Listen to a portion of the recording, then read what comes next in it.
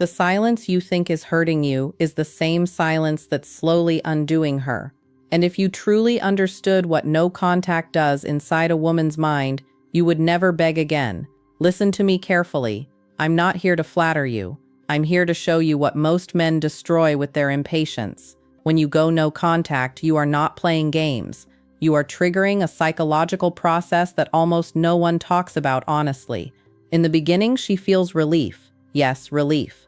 When you disappear, when you stop texting, when your name stops lighting up her phone, her nervous system calms down. The tension of unresolved emotion fades. If there was conflict, pressure, emotional intensity, that space feels like oxygen. She tells herself this is better. She convinces her friends she's fine. She posts normally. She may even look happier. And this is where weak men break, because you mistake her surface behavior for her internal truth. Relief is not indifference. Relief is the first layer of defense. It is the brain stabilizing after emotional overstimulation. But here's what you must understand. Relief has a short lifespan when attachment still exists. When a woman has invested emotionally, even if she walked away, her brain has built neural pathways around you. Habits, anticipation patterns, dopamine cycles tied to your attention. When you vanish, those pathways don't disappear. They go quiet. And quiet creates space. Space creates thought. At first, she fills that space with distractions. Work, friends, social media, maybe even another man. But distractions cannot replace emotional imprint. They only delay reflection. Then something subtle begins. She checks your social media, not because she misses you yet, but because she's calibrating.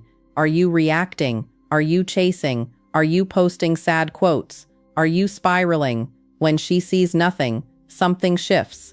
No emotional outburst, no indirect posts, no drunk messages, just silence. That silence becomes information. It tells her you are not controlled by the breakup. It tells her you are not panicking. And whether she admits it or not, that unsettles her. Women are highly attuned to emotional movement. When a man who once pursued suddenly becomes still, it disrupts her internal narrative. She expected pursuit. She expected at least resistance, but you gave her absence. And absence forces the ego to ask dangerous questions. Why isn't he reacting? Was I not as important as I thought? Did he already detach? This is not about revenge. This is about psychology. When someone expects access to you and loses it, their brain registers a loss of control. And human beings struggle more with loss of control than loss of affection. You see, during this early stage, she still believes she could come back if she wanted to. That belief protects her from regret. It gives her emotional leverage in her own mind. But your consistency is what removes that leverage. No contact is not silence for 3 days. It is not ignoring her story while secretly watching hers.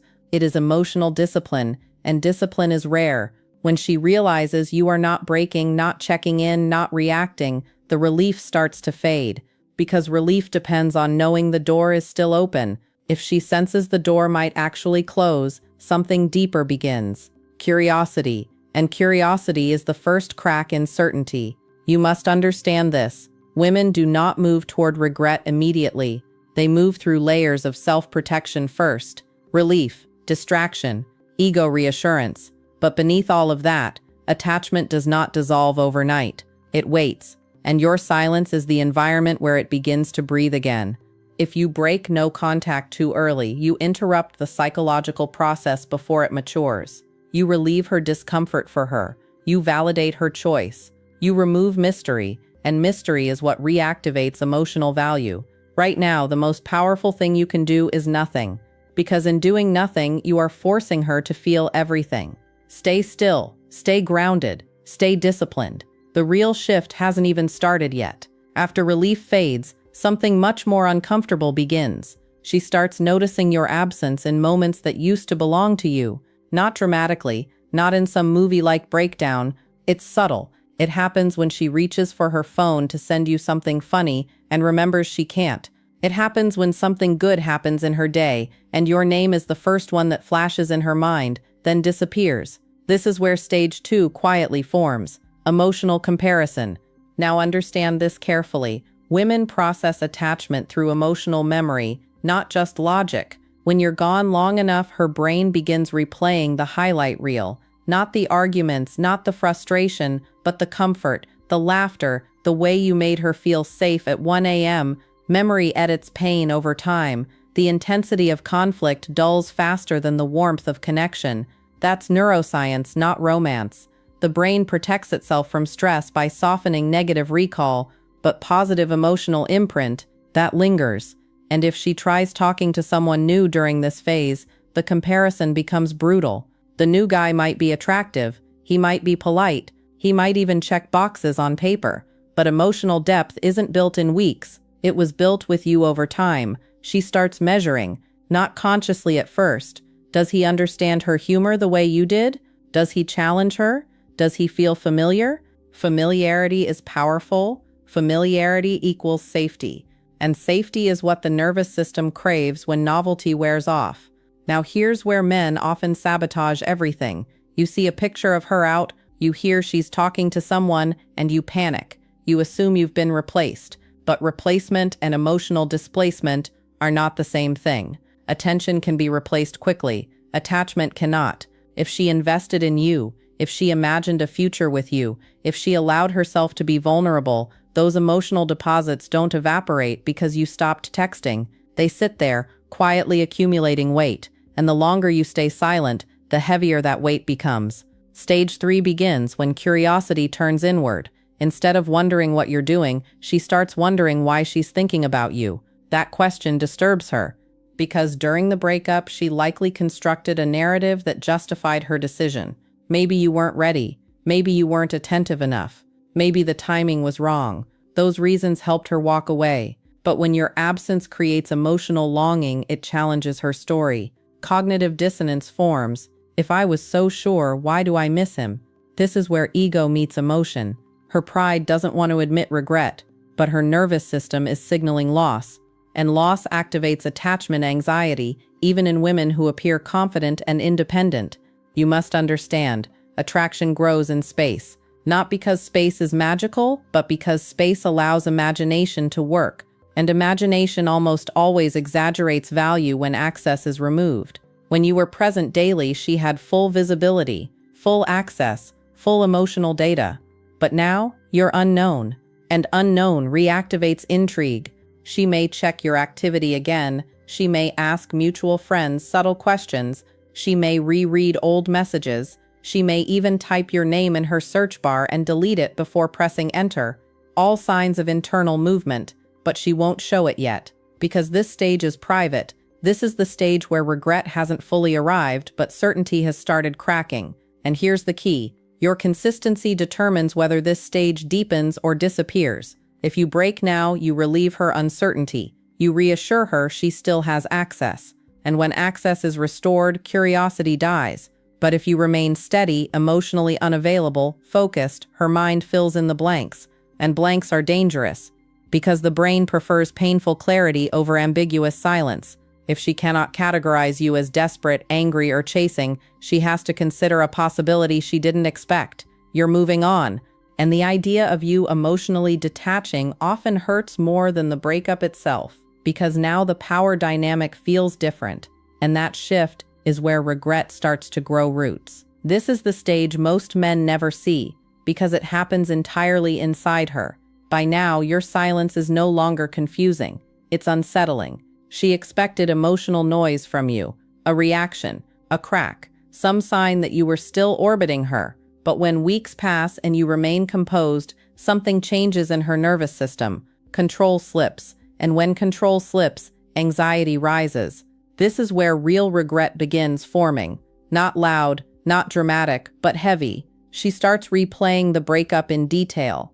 Not just what you did wrong, what she did wrong, the words she used, the tone, the timing. She begins asking a question she avoided before. Did I walk away too quickly?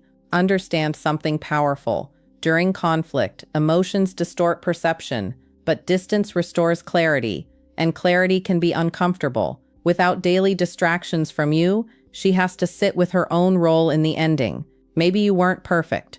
No one is. But now she sees the effort you made, the consistency, the loyalty, the way you showed up even when things weren't easy.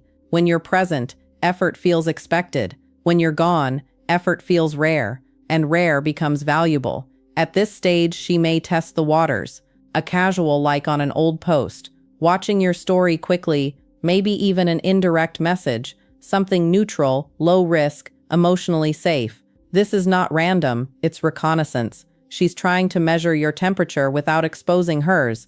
If you respond instantly with excitement, you reset everything. You communicate that you were waiting, that nothing changed, that she still holds the emotional leverage. But if you respond calmly or not at all, you reinforce the reality that access to you is no longer automatic, and that reality forces her to confront loss fully. Now here's where it gets deeper. Women attach not only to a man but to the future they imagined with him, the trips, the inside jokes that would evolve, the growth, the stability. When no contact stretches long enough, she doesn't just miss you, she misses the version of herself she was becoming with you. And that can be disorienting, because now regret isn't just about losing a partner, it's about losing potential. She may start comparing timelines. Would things have improved if I stayed? Was I too emotional? Was he actually growing? Doubt creeps in quietly, and doubt erodes pride. This is the stage where ego and heart fight. Her ego says, he'll reach out eventually. Her heart says, what if he doesn't? That question creates pressure. The longer you remain grounded, improving, unbothered, the more her internal pressure builds. Because now she has to imagine a future where you are genuinely unavailable, not reacting, not circling back, not waiting. A future where another woman experiences the man she left. That image can trigger something primal. Loss of exclusivity, loss of emotional security, loss of influence. And when influence disappears, attachment intensifies. But here's the truth I need you to understand. This stage only happens if your no contact is real, not performative, not silent while secretly stalking her life. Real detachment, real growth, real redirection of energy. Because women sense authenticity. If your silence is strategic but emotionally desperate underneath, your energy will leak through the cracks when contact happens.